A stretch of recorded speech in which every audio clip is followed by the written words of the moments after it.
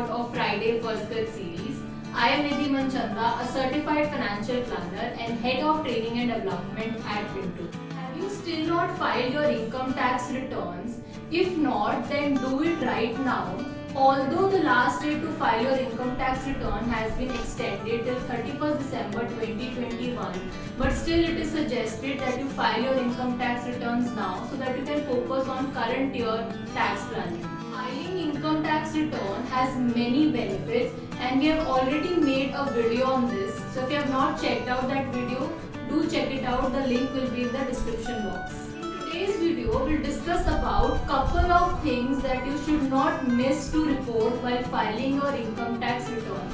So let's start. The first one is interest income. Now interest income from bank fixed deposit, corporate fixed deposit, NSCs, post office deposit is fully taxable and you'll have to disclose this interest income while filing your income tax return under the head income from other sources.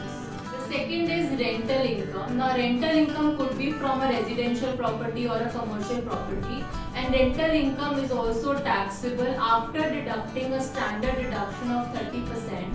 So you should report this income under the head income from house property.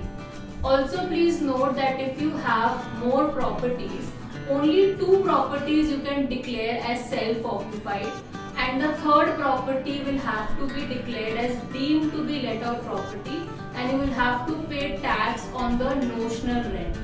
The third one is capital gains. Now capital gains can be from stocks or mutual funds, gold, property.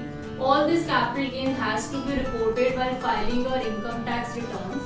Although the tax rate will be different for different capital assets because the rates are different here, but you'll have to report this gain when you're filing your income tax return under the head income from capital gains. Fourth one is petty incomes. A taxpayer is supposed to declare all sorts of income irrespective of what is the amount. So even if the amount is small, do report it. Fifth point is income from previous employer. Let's say during the financial year you have switched jobs, then in case you have not declared your income from previous employer to your new employer, then your new employer will deduct less TDS, but it doesn't mean that you are supposed to pay less tax. So at the time of filing returns, you will have to club both the incomes from your previous employer as well as your new employer, and then declare that income and pay tax on that if there is any additional tax, and accordingly file your income tax returns. Another point, that is the sixth point, is foreign assets. So you are supposed to disclose all your foreign assets if you own one, and if you don't do it, there will be penalties for that. Point number 7 is related to dividend income. Now dividend income from stocks and mutual funds is fully taxable and you are supposed to declare it under the head income from other sources.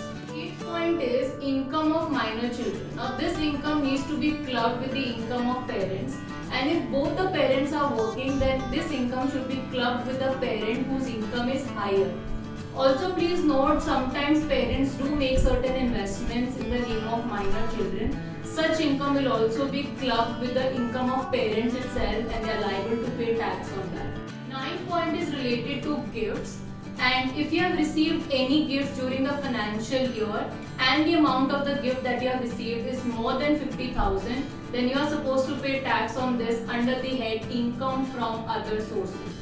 Also please note that gifts received from close relatives is fully exempt from tax. The last point is related to disclosing your assets.